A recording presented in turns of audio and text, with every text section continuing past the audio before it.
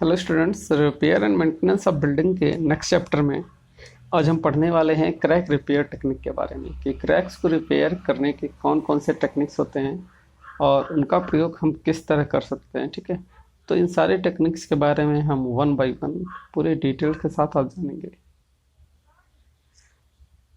अब बात आती है कि टेक्निक्स कितने टाइप्स के होते हैं। तो आप यहाँ देख सकते हैं कि टेक्निक्स यहाँ पे कई टाइप्स के दिए गए हैं। पहला क्या दिया, पहला आपका दिया गया सीलिंग एंड इपॉक्सीज के थ्रू। दूसरा दिया गया राउटिंग एंड सीलिंग। तीसरा दिया गया स्टिचिंग। चौथा दिया गया एक्सटर्नल स्ट्रेसिंग। पांचवा दिया गया ओवरलेज। छठवां दिया गया है ग्राउटिंग और सातवां दिया गया है ब्लैंकेटिंग। उसके बाद सबसे लास्ट हमारा आता है ऑटोजीनियस सीलिंग। तो इन आठों चीज़ों के बारे में हम वन बाय वन स्टडी करेंगे। सबसे पहले हम स्टडी करते हैं कि सीलिंग विथ इपॉक्सीज। सीलिंग विथ इपॉक्सीज क्या है। ठीक है, सीलिंग विथ इपॉक्सी, जैसे कि आप जानते हैं इपॉक्सी एक प्लास्टिक जैसे हमारा होता है। प्लास्टिक गलने के बाद लिक्विड की अवस्था में आ जाता है ना, तो सेम इपॉक्सी जो है हमारा वो लिक्विड की अवस्था में पहले से ही होता है, जो कि जहाँ पे भी हम इंजेक्ट करते हैं वो फिर बाद में क्या होता है, वो फिर बाद में जाके एक सॉलिड का रूप ले लेता है, एक सॉलिड का फॉर्म ले लेता है। इपॉक्सी अक्सर हम अपने घरों में यूज करते हैं। इपॉक्सी की अगर हम बात करें तो बहुत सारे मैन्युफैक्चरिंग इंडस्ट्री में इपॉक्सी यूज किया जाता है। इपॉक्सी बाइक मैन्युफैक्चरिंग इंडस्ट्री में, ऑटोमोबाइल के किसी भी मैन्युफैक्चरिंग इंडस्ट्री में यूज किया जाता है, वुड मैन्युफैक्चरिंग इंडस्ट्री में यूज किया जाता है। तो इपॉक्सी का यूज़ बहुत ज़्यादा जगह पे होता है। और वैसे भी हमने आपको अर्थक्वेक इंजीनियरिंग में इपॉक्सी के बारे में काफ़ी अच्छे से पढ़ा रखा था। तो सबसे पहले हम जानते हैं कि सीलिंग विथ इपॉक्सी, इपॉक्सी के थ्रू किस तरह सील कर सकते हैं। आपके घर में जहाँ भी क्रैक्स डेवलप हुआ है उन क्रैक्स में हम क्या करते हैं, छोटे छोटे छोटे छोटे वॉल्व टाइप के, एक नोजल टाइप के वॉल्व टाइप के आते हैं। नोजल एक आता है, छोटा सा नोजल आता है। उन नोजल को हम क्या करते हैं, इसमें निडल की तरह लगा देते हैं। जैसे इंजेक्शन होता है ना, इंजेक्शन में एक सिलेंडर पिस्टन होता है और आगे उसका क्या होता है, उसका निडल टाइप का होता है, नोजल टाइप का होता है, जहाँ से हम उसको इंजेक्ट करते हैं। सेम इसमें भी प्रोसेस होता है। इपॉक्सी को हम एक जगह भर के रखे रहते हैं और फिर उसको क्या करते हैं, पाइप्स के थ्रू, पाइप्स के आगे नोजल लगे होते हैं और काफ़ी हाई प्रेशर से जहाँ जहाँ पे हमारा क्रैक्स होता है हम उन नोजल्स को वहाँ पे फिट कर देते हैं और फिर पाइप से कनेक्ट करके हम उनमें क्या करते हैं, इपॉक्सीज को अच्छे से भर देते हैं। सबसे पहला प्रोसीजर क्या होता है, इपॉक्सी को हम क्रैक्स में भर देते हैं। जहाँ भी हमारे क्रैक्स हैं उनमें हम इपॉक्सी को भर देंगे। इपॉक्सी को भरने के बाद flush out cracks by injecting water and other solvent. ठीक है, उसके बाद हम क्या करेंगे, जो हमारा वहाँ पे वो लगा होगा उसको हम क्या करेंगे, बाहर निकालेंगे, जिसके थ्रू हमने इपॉक्सी डाला।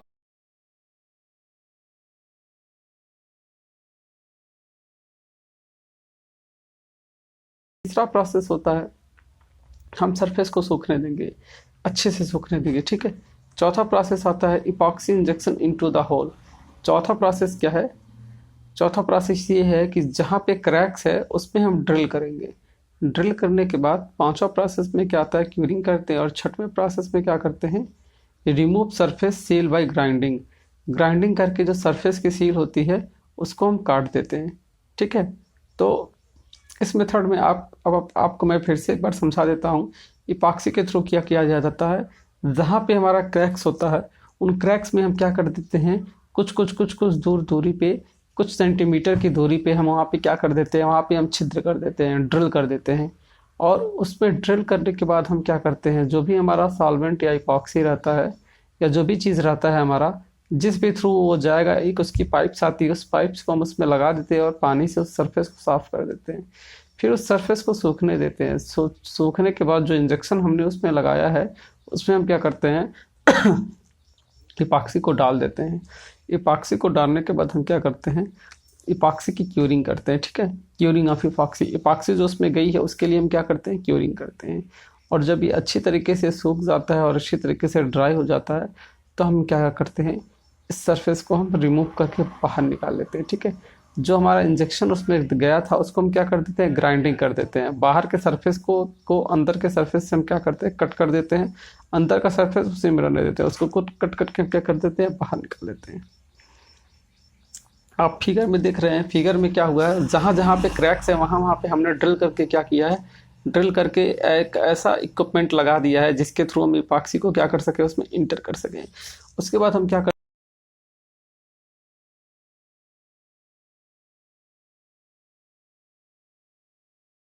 के बाद इनमें क्या है, इनमें सब डाया बना है और अंदर पूरा का पूरा होल है। तो उसके रास्ते हम क्या करते हैं, उसके रास्ते हम इसमें इपॉक्सी को इंटर कर देते हैं। और जब इपॉक्सी अच्छे से भर जाता है, इपॉक्सी अच्छे से भर जाता है, वो तीसरे फिगर में आप देखेंगे। तीसरे फिगर में क्या हुआ है, इपॉक्सी क्या किया है, उस पूरी के पूरी जगह को अच्छे से भर दिया है। जो इपॉक्सी पूरी जगह से भर जाएगा तो हम क्या करेंगे, हम आपको बता रहे हैं, हम यहीं से क्या करेंगे, यहीं से इसको कट करके इतने पोर्शन को हम क्या करेंगे, इतने पोर्शन को हम कट करके बाहर निकाल देंगे। और इस वाले पोर्शन को क्या कर देंगे, इस वाले पोर्शन को हम पूरा ग्राइंड कर देंगे। इसको हम पूरा क्या करेंगे, ग्राइंड कर देंगे। जब ग्राइंड कर देंगे तो ये क्या होगा, दीवार में पूरी तरीके से मर्ज हो जाएगा और हमको पता नहीं चलेगा। तो ठीक है, ये जो प्रोसेस था हमारा, ये प्रोसेस हमारा इपॉक्सी का था। ये काफ़ी ज़्यादा इम्पॉर्टेंट और काफ़ी ज़्यादा अच्छा प्रोसेस है। दूसरा जो हमारा प्रोसेस होता है वो राउटिंग एंड सीलिंग होता है। ये जो प्रोसेस है सबसे मोस्ट कॉमन प्रोसेस है, सबसे सिंपल प्रोसेस है और इसमें खर्चा भी का सबसे कम आता है। ठीक है, इस वजह से इस प्रोसेस को हम बहुत ज़्यादा लोग यूज करते हैं। ठीक है, ये छोटे और बड़े दोनों क्रैक्स के लिए इसका प्रयोग किया जाता है। लेकिन अगर हम इसके पहले अगर हम इपॉक्सी की बात करें तो इपॉक्सी का प्रयोग हम बहुत लार्ज क्रैक्स के लिए नहीं कर सकते हैं। ठीक है, फाइन या मीडियम क्रैक हो तो उसी के लिए हम यूज़ कर सकते हैं। लेकिन इसका प्रयोग, राउटिंग एंड सीलिंग का प्रयोग हम दोनों टाइप्स के क्रैक्स के लिए करते हैं। इस मेथड में क्या करते हैं, जो क्रैक्स होता है, क्रैक्स को हम क्या कर देते हैं, बढ़ा देते हैं। क्रैक्स को इनलार्ज कर देते हैं। इनलार्ज करने के बाद हम क्या करते हैं, जो भी हमारा क्रैक्स का फेस होता है हम उस पर क्या करते हैं, उसमें हम सील को लगा देते हैं। सील उसमें हम क्या करते हैं, सीलिंग एजेंट आता है, सीलिंग एजेंट को हम उसमें अच्छे तरीके से लगा के भर देते हैं। ठीक है, उसके बाद क्या करते हैं, उसको बिल्कुल बराबर करके छोड़ देते हैं। अब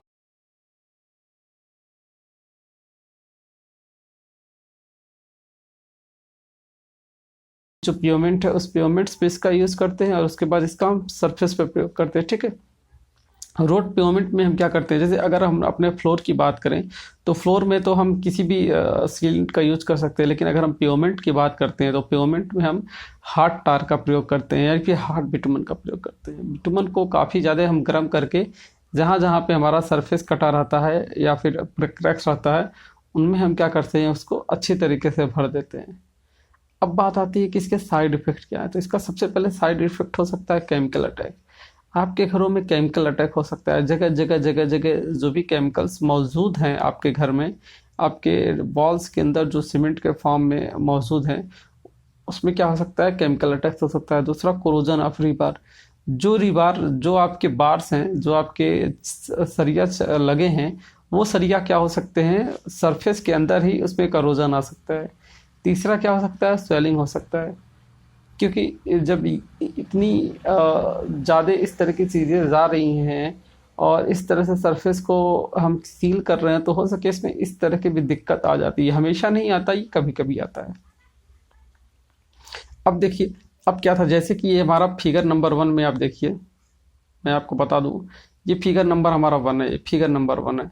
फिगर नंबर 1 में क्या था, इस तरह का सरफेस था और ये क्रैक्स था आपका, ये इस तरह का क्रैक्स था। फिगर नंबर 2 में हमने क्या किया, फिगर नंबर 2 में हमने क्या किया है, यहाँ पे एक औजार डाल के हमने क्या किया, एक यहाँ पे औजार लगाया, एक इंस्ट्रूमेंट लगाया। इंस्ट्रूमेंट के लगाने से हमने क्या किया, हमने जो इसका वो था डाया था, इस डाया को बढ़ा दिया। हमने जो उसका क्रैक्स था, क्रैक्स को बढ़ा दिया। और तीसरे प्रोसेस पे क्या करेंगे, हम इसमें सीलेंट को भर देंगे।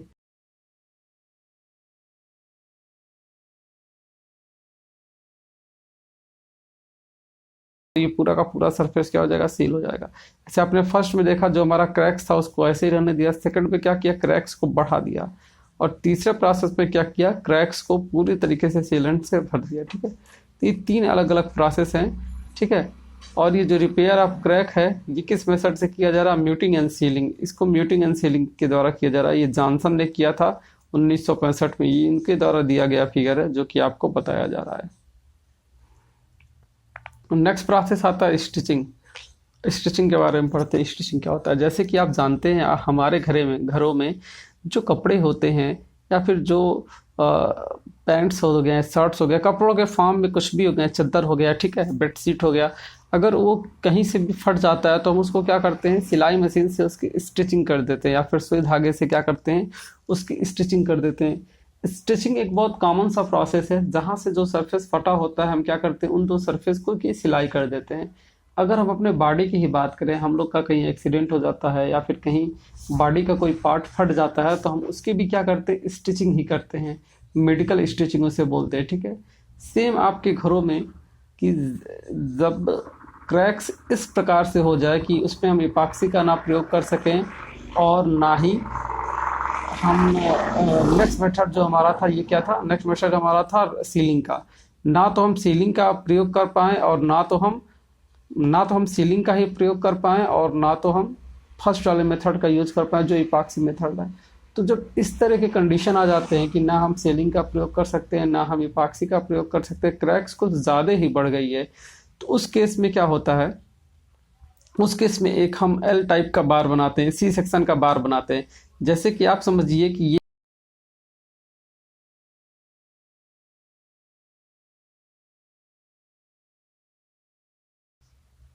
हाँ, ये समझिए ये हमारे वाल में क्या हुई है, ये हमारे वाल में इस तरह की क्रैकिंग आ गई है, ठीक है। ये हमारे वाल में इस तरह की क्रैकिंग आ गई है, ये हमारा साइड साइड क्या है, साइड साइड वाल है। और ये बीच में क्या आ गया, बीच में इस तरह की क्रैकिंग आ गई है। तो हम इसमें क्या करते हैं, एक सी सेक्शन का, सी सेक्शन आप समझ रहे होंगे, सी सेक्शन ये है कि सी सेक्शन का क्या करते हैं, हम बार बनाते हैं सी सेक्शन का, सी सेक्शन का बार बनाते हैं। उसके बाद हम क्या करते हैं, एक ड्रिल यहाँ पे करते हैं, मैं आपको फिगर चेंज वो कलर चेंज करके बता दूं। एक हम एक ड्रिल यहाँ पे करते हैं, एक ड्रिल यहाँ पे करते हैं, और इन दोनों ड्रिलों के बीच में हम ऐसे क्या करते हैं, सेक्शंस को लगा देते हैं। और यही प्रोसेस कई जगह करते हैं, यही प्रोसेस हम क्या करेंगे, कई जगह करेंगे।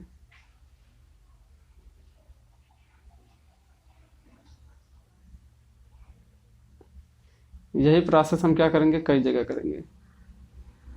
इससे क्या होता है, जो हमारी दीवार होती है वो काफ़ी अच्छी तरीके से स्टिच हो जाती है, काफ़ी अच्छी तरीके से वो बार उसमें जाके फंस जाता है, जिसकी वजह से जो उसमें क्रैक्स होते हैं वो ज़्यादा नहीं बढ़ते हैं। उसके बाद क्या करते हैं, जब इस प्रोसेस को हम इस्टेब्लिश कर लेते हैं, तो उसके बाद जो हमने प्रोसेस पहला वाला जो हमने प्रोसेस अडॉप्ट किया था इपॉक्सी का, सेम इसमें भी क्या करते हैं, हाई प्रेशर से इपॉक्सी को इंजेक्ट कर देते हैं और बाहर से क्या कर देते हैं, बाहर से हम उसकी प्लास्टरिंग कर देते हैं। तो इस तरीके से हम इस प्रोसेस को कंप्लीट करते हैं। आप इस फिगर में देख सकते हैं, इस फिगर में देख सकते हैं जो क्रैक्स है वो पूरी तरीके से डेवलप होके क्या किया है, सरफेस को तोड़ दिया है। तो हमने क्या किया है, क्रैक्स में स्टिचिंग डार्क्स का प्रयोग किया है। जैसा कि हमने आपको बताया था कि उसमें जो सी सेक्शन बार का यूज करते हैं, कुछ इस तरह का, कुछ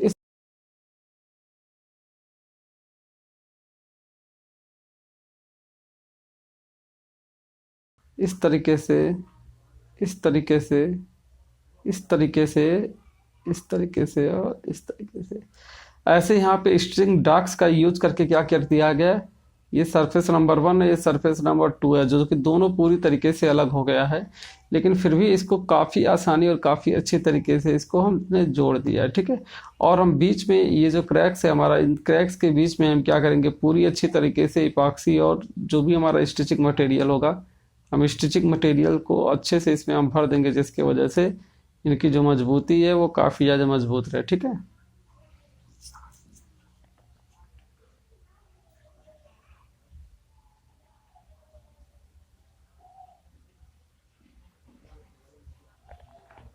फिगर नंबर सेकंड में भी देख सकते हैं, इस फिगर में भी देख सकते हैं कि जो हमारी वॉल्स है, वॉल में बहुत ज़्यादा क्रैकिंग आई है। तो यहाँ पे देखिए, ये देखिए क्रैक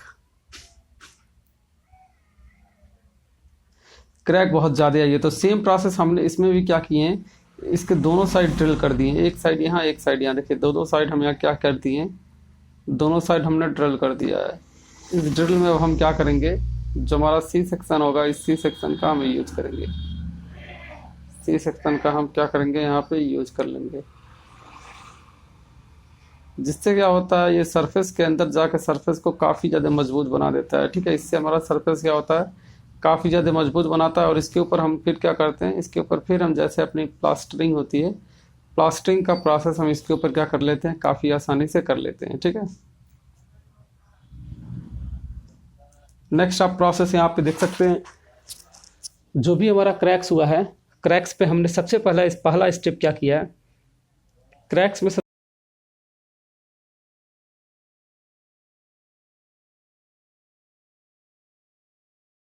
कर लेते हैं। दूसरा प्रोसेस क्या होता है, ड्रिल करने के बाद क्या करते हैं, जो हमारा सी सेक्शन होता है,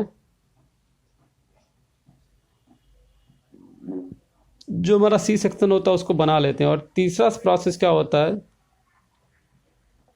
सी सेक्शन को इंसर्ट कर देते हैं, इंसर्ट वॉल में हम क्या कर देते हैं, इंसर्ट कर देते हैं। ठीक है, तो ये 3 तरीके का प्रोसेस रहा जो आपने देखा।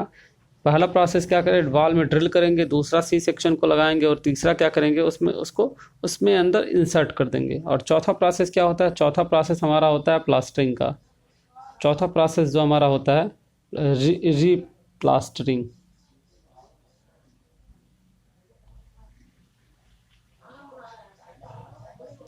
चौथा प्रोसेस हमारा क्या होता है, रीप्लास्टरिंग का।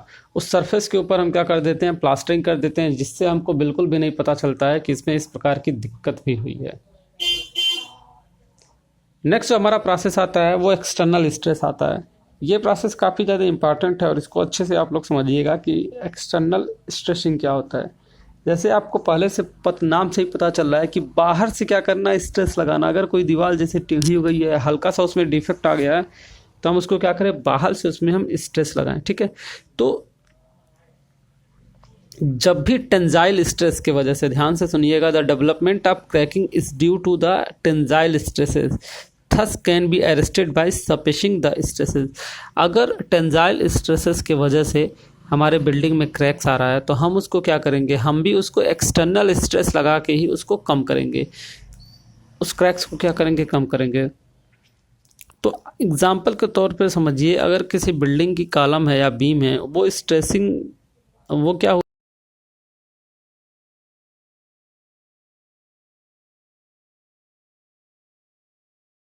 लगा के उसको सॉफ्टनेस करने की कोशिश करेंगे। दूसरा आता है, इसमें दूसरा पॉइंट ये आता है, cracks can be close by inducing a compression force to overcome the tensile stresses. जो क्रैक्स डेवलप हुई है टेंजाइल स्ट्रेस के कारण, उसको कम करने के लिए हम क्या करते हैं, हम कंप्रेशन फोर्स का प्रयोग करते हैं। कंप्रेशन फोर्स का प्रयोग करके हम उसको कम करते हैं। अब देखिए कंप्रेशन फोर्स किस तरह लगाया जा सकता है, तो भाई प्री स्ट्रेसिंग वायर्स और रॉड, किसी वायर्स के थ्रू, और या तो हम किसी रॉड्स के थ्रू इसको लगा सकते हैं। एग्जाम्पल के तौर पे समझिए, मैं आपको बताता हूँ, जैसे ये हमारी दीवार है, ये हमारी दीवार है, हल्की सी इस तरह टेढ़ी हो गई है, तो हम क्या करेंगे, हम एक ड्रिल यहाँ करेंगे, एक ड्रिल यहाँ करेंगे, और बीच में ऐसे इनके बिल्कुल क्या करेंगे, एक हम रॉड लगा देंगे, एक हम या फिर ऐसा वायर लगा देंगे कि जो दीवार में टेढ़ापन है, उस टेढ़ेपन को वो दूर कर सके। दूसरा प्रोसेस क्या होता है, वेजिंग होता है। वेजिंग में क्या करते हैं, by opening the cracks and filling the expanding mortars by jacketing and grouting by actual driving वेजन। ठीक है, दूसरा प्रोसेस हमारा जो होता है वो वेजिंग का होता है। वेजिंग में क्या करते हैं, जो क्रैक्स होता है उसको ओपन करके उसमें क्या करते हैं, उसमें मोटार को फिल कर देते हैं, और फिर जैकेटिंग या ग्राउटिंग के मेथड से हम क्या करते हैं। जैकेटिंग में मैंने आपको बताया था कि जो सरफेस होता है, सरफेस के ऊपर हम क्या करते हैं, एक सरफेस को बना देते हैं। तो सेम हम उसके पे क्या करते हैं, जैकेटिंग कर देते हैं, या फिर हम ग्राउटिंग करके उसको एक्चुअल सरफेस की तरह बना देते हैं।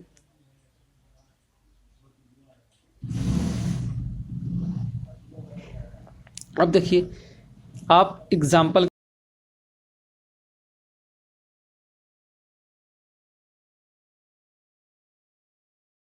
स्लैब में जो क्रैक्स आया है, उसके लिए हमने क्या किया है, हमने यहाँ पे नीचे एक टेंशन बार का उपयोग किया। देखिए आप यहाँ ध्यान से,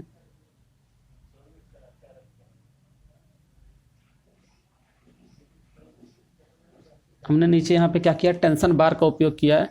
टेंशन बार के उपयोग करने से क्या होगा कि जो क्रैक्स है वो वहीं रुक जाएंगी, और क्रैक्स के बीच में हम क्या करेंगे, फिर क्रैक्स के बीच में हम क्या करेंगे, जो भी हमारा इपॉक्सी होता है या ग्राउटिंग होता है, उस मेथड से हम क्रैक्स को क्या कर देंगे, भर देंगे। आप सेकंड फिगर में आप देख सकते हैं, सेकंड फिगर को आप देखने की अगर आप कोशिश करें अच्छे से, तो ये क्या हुआ है, सेकंड फिगर में हम क्या करेंगे, सबसे पहले यहाँ नीचे एक हम बेस लगा देंगे कि जिससे ये कहीं भागे मत। और उसके बाद क्या करेंगे, इस बीच में जो भी हमको अपना मटेरियल भरना है, उस मटेरियल को अच्छे तरीके से हम क्या कर देंगे, उस मटेरियल को हम अच्छी तरीके से फिल कर देंगे। ठीक है, ये बीम का क्रैकिंग था। उसी तरह आप स्लैब की क्रैकिंग या किसी भी चीज़ की क्रैकिंग को सही कर सकते हैं। नेक्स्ट प्रोसेस आता है ब्लैंकेटिंग का। देखिए ब्लैंकेटिंग क्या होता है, जैसे आपका राउटिंग एंड सीलिंग होता है, सेम ब्लैंकेटिंग भी होता है। लेकिन राउटिंग एंड सीलिंग में क्या होता था कि हम सिर्फ उसी जगह पे करते थे, एक पार्टिकुलर जगह पे करते थे, ठीक है। और ब्लैंकेटिंग में क्या होता है, ये लार्ज स्केल में यूज किया जाता है, ठीक है। जो क्रैक्स काफ़ी ज़्यादा डोमिनेंट हो गया है और पूरे के पूरे सरफेस पे आ गया है, तो पूरे सरफेस में हम इसका यूज, ठीक है। तो हम ब्लैंकेटिंग के बारे में देख रहे थे। ब्लैंकेटिंग में जैसे हमने आपको बताया, जब क्रैक्स जो होती हैं वो बहुत ज़्यादा डोमिनेंट कर जाती हैं। डोमिनेंट करने का क्या सेंस है, क्रैक्स अगर एक छोटे मात्रा में है तो छोटा ही रहता है, लेकिन अगर बहुत ज़्यादा क्रैक्स हो गए हैं तो उसको हम डोमिनेंट क्रैक कहते हैं। तो जब क्रैक्स जो होते हैं वो बहुत ज़्यादा डोमिनेटिंग करने लगते हैं तो हम वहाँ पे ब्लैंकेट का प्रयोग करते हैं। ब्लैंकेटिंग में क्या होता है, उस एक सरफेस में जहाँ पे क्रैकिंग हुई है उसको छोड़ के बाकी भी सरफेस पे हम क्या कर देते हैं, ब्लैंकेटिंग करते हैं, ठीक है। तो उससे क्या होता है, पूरे के पूरे सरफेस पे ब्लैंकेटिंग का प्रोसेस होता है। अब ये जो देखिए, जो ब्लैंकेटिंग होता है वो 4 टाइप्स का होता है, type 1, type 2, type 3, type 4। 1 by 1 type देखते हैं। पहला जो टाइप आता है, इसमें क्या करते हैं, इसमें हम इलास्टिक सेलेंट का यूज करते हैं।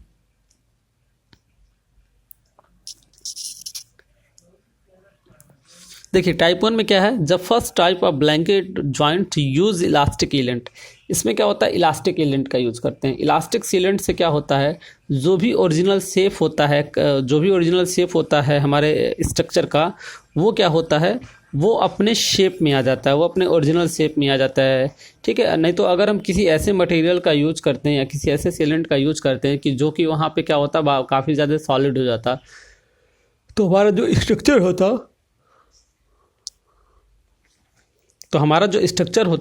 वो स्ट्रक्चर क्या होता, वो स्ट्रक्चर अपना शेप में नहीं रहता, जिसके कारण हम क्या करते हैं, इलास्टिक सीलेंट का यूज़ करते हैं। इससे वो अपने ओरिजिनल शेप में चला आता है, ठीक है। और क्या करते हैं, और हम नीचे से क्या करते हैं, नीचे से हम उसको क्या कर देते हैं, एक सपोर्ट दे देते हैं, एक अच्छे से सपोर्ट दे देते हैं, जिससे वो क्या हो, वो अपने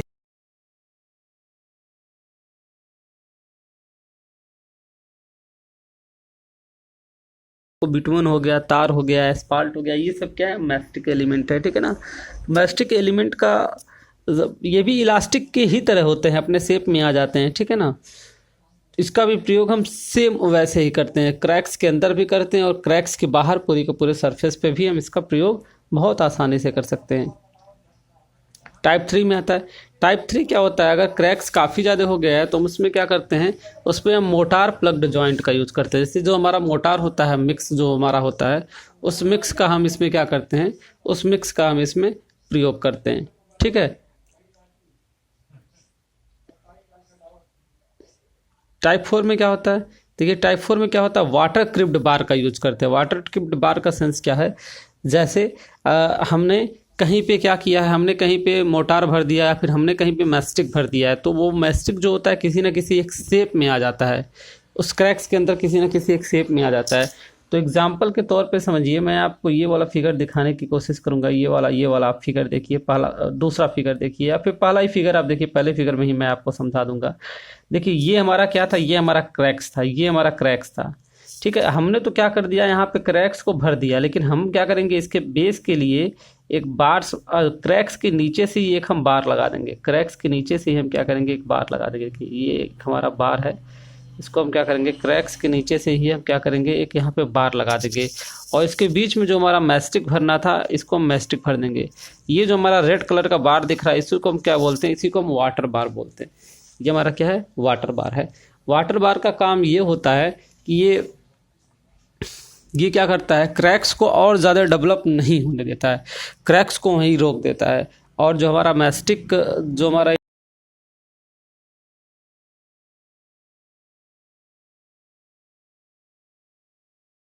फिगर में देख सकते हैं, दूसरे फिगर में भी क्या है, दूसरे फिगर में उसका प्रयोग किया गया है, यहाँ पे उसका प्रयोग किया गया है, दूसरे में यहाँ पे उसका प्रयोग किया गया है, ठीक है, दूसरे में यहाँ पे प्रयोग किया गया है, ठीक है। दूसरे में आप देख सकते हैं, यहाँ पे इसका प्रयोग किया गया है, ठीक है, मैस्टिक। और ऊपर से क्या किया गया, मैस्टिक का एक कवर लगा दिया गया है, कवर से ढक दिया गया है एक।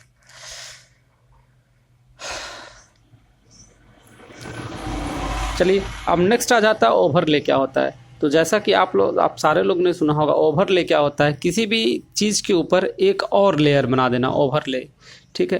तो ये किसके लिए यूज किया जाता है? Use to seal crack, crack को सील करने के लिए किया जाता है। Use when large number of cracks, treating each crack is expensive. देखिए जब बहुत ज़्यादा क्रैक्स होते हैं तो उसमें क्या करते हैं, उसमें क्रैक्स को बनाने में काफ़ी ज़्यादा खर्चा आ जाता है।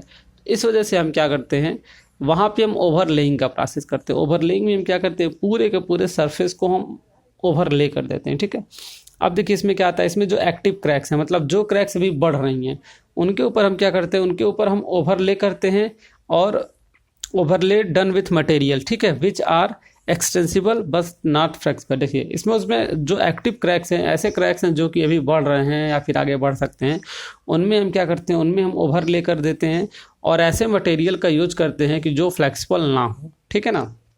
ऐसे इसमें पॉलीमर मेम्ब्रेन का कोट हो गया, या फिर टॉप कोट ऑफ तार, सबसे ऊपर हम क्या करते हैं, बिटुमेन की कोटिंग कर देते हैं। अब बात आ जाती है डोमिनेंट क्रैक की, ऐसे क्रैक्स जो कि बढ़ रहे हैं और आगे भी बढ़ेंगे, तो उसके लिए हम क्या करते हैं, उस पर ओवरले करते हैं, लेकिन उसमें हम क्या करते हैं, polymer modified Portland cement motor का यूज करते हैं, या फिर हम सिलिका फ्यूम।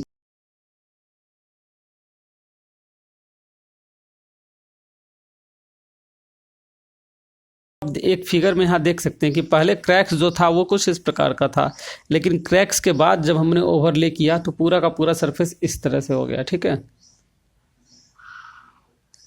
नेक्स्ट प्रोसेस हमारा आता है जो ग्राउटिंग का है। जैसे आप जानते हैं ग्राउटिंग, मैं आपको काफ़ी पहले भी अर्थक्वेक में बता चुका हूँ। ग्राउटिंग एक ऐसा प्रोसेस होता है जिसमें दो तरह के पाइप्स होते हैं। पहले पाइप्स में जो हमारा मटेरियल होता है वो होता है, और दूसरे पाइप में काफ़ी हाई प्रेशर से क्या होता है, एयर होता है, जिसको हम क्या करते हैं, छोटे छोटे इंजेक्शंस के थ्रू वॉल्स में जहाँ भी हमारी क्रैकिंग हुई है उस क्रैकिंग में हम क्या करते हैं, फिल कर देते हैं। फिल करने के बाद क्या होता है, इपॉक्सी हमारा कुछ दिन के बाद जब ड्राई हो जाता है तो पूरी तरीके से अंदर क्या होता है, एडेशन बना लेता है। लेकिन हम इसको फायर रेजिस्टेंस वर्क के लिए नहीं यूज कर सकते हैं, और कोल्ड वेदर, जहाँ पे बहुत ज़्यादा कोल्ड वेदर होता हो या जहाँ पे फायर रेजिस्टेंट होता हो, तो वहाँ पे हम इसका यूज़ नहीं कर सकते हैं। ग्राउटिंग जो होता है ये काफ़ी ज़्यादा इफ़ेक्टिव होता है, और अगर एक सीधी रेखा के रूप में क्रैक्स है तो इसका बहुत ज़्यादा हम प्रयोग करते हैं। जैसे हमने आपको बताया कि हमने ड्रिल करेंगे, ड्रिल करके वहाँ पे एक की या फिर एक जो पाइप होता है जिसके थ्रू हमारा होता है, हम उसको लगा के वहाँ पे भर देते हैं। ये बहुत ज़्यादा इफेक्टिव प्रोसेस होता है और काफ़ी ज़्यादा इसको यूज़ में भी लाया जाता है। देखिए नेक्स्ट हमारा क्या है, नेक्स्ट हमारा ऑटोजीनियस हीलिंग है। Autogenous healing is the natural process of cracks repair that can occur in concrete in presence of moisture. देखिए कभी कभी क्या होता है कि ऑटोजीनियस हीलिंग क्या होता है, ऑटोमेटिक कोई भी चीज़ सही हो जाना, नेचुरली सही हो जाना। तो देखिए जो क्रैक्स कभी कभी जो हमारा होता है वो मॉइस्चर जो प्रेजेंट रहता है, जैसे क्रैक्स जहाँ पे हो रहा है अगर वहाँ पे मॉइस्चर प्रेजेंट है तो कभी कभी क्या होता है, वो ऑटोजीनियस हील कर रहता है, वो खुद ब खुद वो सही होने लगता है, ठीक है। ऐसी बहुत सारी चीज़ें होती हैं, ऐसी बहुत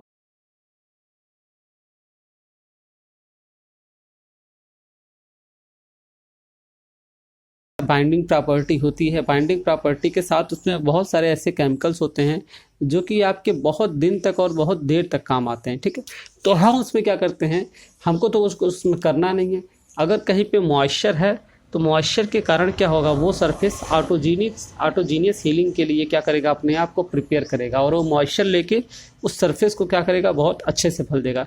जैसे आप देखें हमारी हड्डियाँ जो होती हैं वो ऑटोजीनियस हीलिंग करती हैं, वो ऑटोजीनियस हीलिंग करती है, क्योंकि जो भी कुछ हम खा रहे हैं पी रहे हैं उनसे क्या होता है, वो कैल्शियम लेके जहाँ पे हड्डी टूटी है उनके बीच में कार्टिलेज हड्डी को भरते भरते क्या कर देती है, पूरी की पूरी सरफेस को फिल कर देती है। कि इसमें क्या है, the repair is a combination of mechanical blocking by particle carries by into the cracks to the water deposition of calcium carbonate from the cementing material. देखिए क्या होता है, सीमेंट में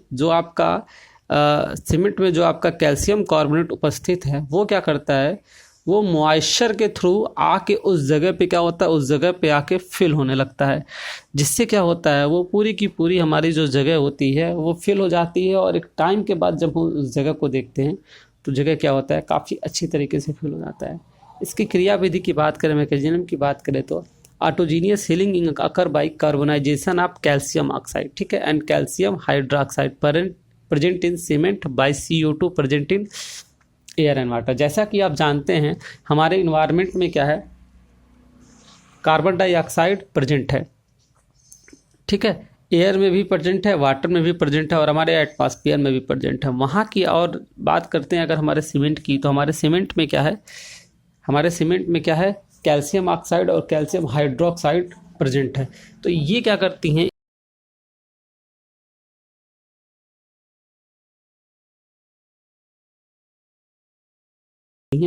जमा हो जाती हैं, इकट्ठा हो जाती हैं। ठीक है, ठीक है।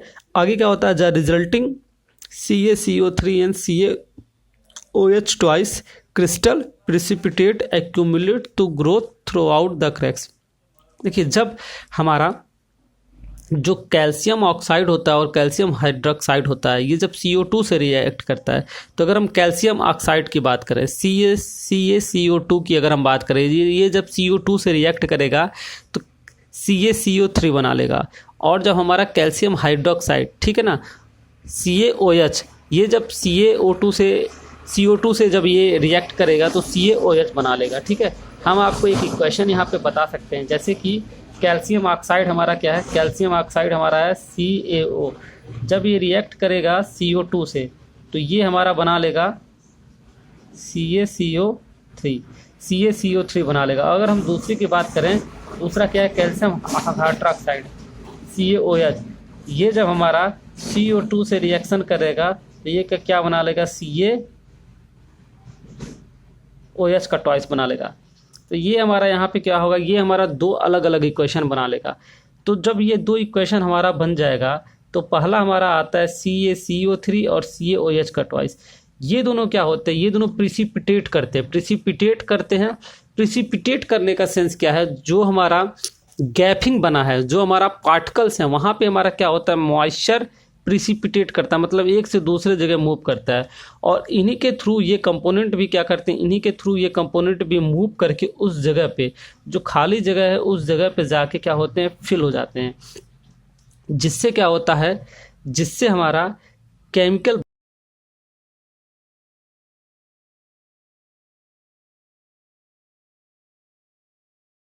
के बाद देखेंगे कि जो हमारा सरफेस है वो क्या होगा, वो ऑटोजीनियस हीलिंग के प्रोसेस में आ जाएगा। जैसे अगर हम बात करें इस फिगर की, तो आप देखेंगे पहले वाले फिगर में क्या है, पहले वाले फिगर में आप देख रहे हैं कि जो क्रैक्स है वो किस इस प्रकार का है। ठीक है, दूसरे में क्या हो रहा है, दूसरे में ऑटोजीनियस हीलिंग स्टार्ट हो गया, ऑटोजीनियस हीलिंग क्रॉस हो गया। तीसरे में क्या हुआ, क्रैक्स थोड़ा सा कम हुआ।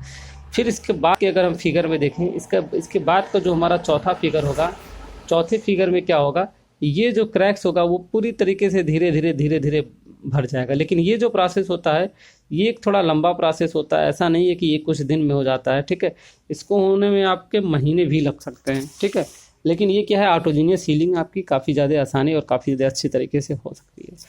तो स्टूडेंट, आपने देखा कि इसके 8 प्रोसेस थे, 8 प्रोसेस के बारे में मैंने आपको बताया। इसके 8 प्रोसेस थे, 8 प्रोसेस के बारे में मैंने बताया। सीलिंग एंड इपॉक्सी के बारे में बताया, जब क्रैक्स छोटे होते हैं तब इसका उपयोग करते हैं।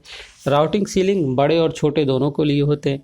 स्टिचिंग का प्रयोग वहाँ हम करते हैं जहाँ पे क्रैक्स पूरी तरीके से किसी सरफेस को तोड़ चुका है। और एक्सटर्नल स्ट्रेसिंग हम वहाँ पे करते हैं जहाँ पे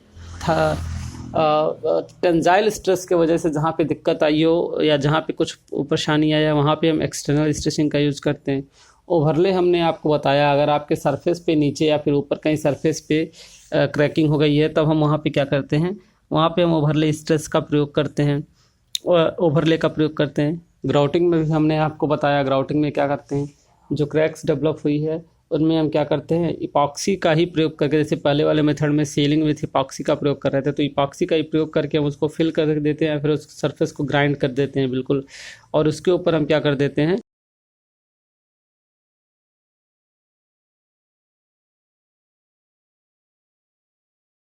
क्रैक्स होता है हम वहीं फिलिंग करते हैं। लेकिन इसमें क्या होता है, इसमें हम पूरे सरफेस पे हम क्या कर देते हैं, फिल कर देते हैं।